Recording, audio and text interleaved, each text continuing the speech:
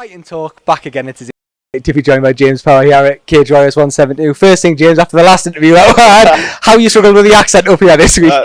Yeah, definitely, mate. I couldn't understand you then when you joined the accent, at first. I thought, is he speaking a different language? Sorry, pal. Papa took me by surprise. I thought he was speaking gibberish. Well, my missus is from Hartlepool, so she's definitely taught me a little bit more of the linguistics up here, so I feel a bit more comfortable this time. Right, if we're looking at that fight, we've got to let's just get straight into it. That first round, just pure violence, wasn't it, from beginning to end? I'm guessing that wasn't the game plan though going in. Yeah, absolutely not. I could feel my coach's eyes burning a hole in the side of my head during that round, but I kind of let the atmosphere get away with me, I feel like, and because he dropped me with something, like the fighter in me kicked in and I just wanted to get him back so bad. So I was pouring it on him and I really wanted to hurt him at that point. So yeah, definitely didn't follow the game plan. The atmosphere out there, though, you've touched on it there. What an atmosphere it was. The second you two started trading, the crowd got behind you. Just what was it like to fight in that?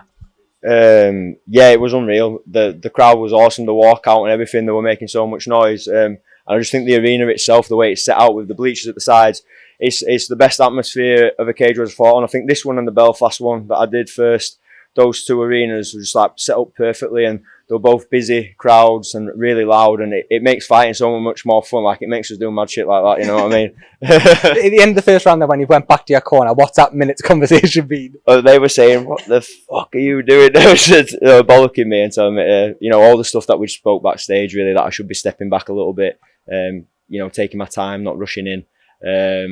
But when I seen him get off the stool and look at me, I thought it was a broken man across the ring for me, and I knew one half decent shot he was going to crumble, and that's exactly what happened. Was that a shot that you'd been practicing working on, or was that just something you seen in there at the moment and just went for? No, I just went for it because I was stepping in with the hands a lot, and I thought, do you know what, while I've got the space at the start, I'll throw the kick. And it was only a body kick, but it sent him flying across the ring. And I just thought, right, that's the one, and I just jumped on him and kept the ground and pound going, and the ref was stood at the side of us and he wasn't trying to fight back, so I knew it was going to get stopped. Arguably the most stacked division, the lightweight division, of course, that you're in. There's been a lot of lightweight fights here tonight, and we can see the champion George Hardwick there on the screen just behind us. Absolutely. Is that title shot next, do you think, for you? Absolutely, mate. I can't see why anybody else should jump the queue in front of me now. The calibre of opponents I've fought from day one coming in here, fighting Adam Shelley first on my debut in his own country, and then I went to Rome and fought Pagani. That's my only loss, and it was a really close decision. Arguably, I won a couple of those rounds, you know what I mean? So I think the calibre of opposition I've faced and the results I've got against those guys, like, I should be next, definitely. I know you said you wanted to fight a bit free at this fight and you felt you could. I don't think you were thinking it was going to be that free though, did you? No, like I say, I definitely didn't stick to any sort of game plan that we put together, but I mean, that just shows that even if I don't stick to a picture perfect game plan, like, I've got the fighter in me and I've got the power to put everybody away, so, people need to stay switched on when they fight me. Just the last couple, I know you've fought since he was born, but of course, your little boy. How much added inspiration is that now for you to go? I believe you got his name, have you, tattooed on your knuckles? Just how much added motivation, what extra does that give you when you go in there?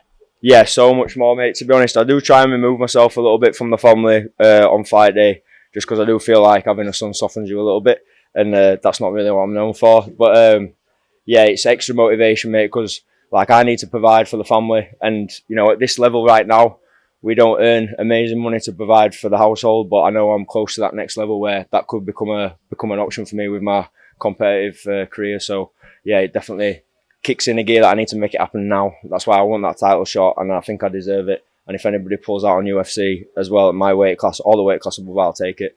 Finally then, is that sort of when you're looking at that Manchester card, that around that UFC time, of course, we've got London then as well in July, where are you sort of looking at to maybe challenge George for that title? Yeah, so selfishly for Cage Warriors, I'd like to wait till the winter months, just because we've got some family time planned away during the summer months. I've done 2 fights quite quickly back to back.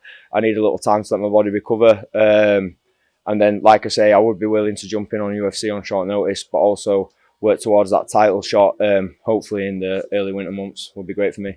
Perfect. James, thank you so much for your time and congratulations. Thank you.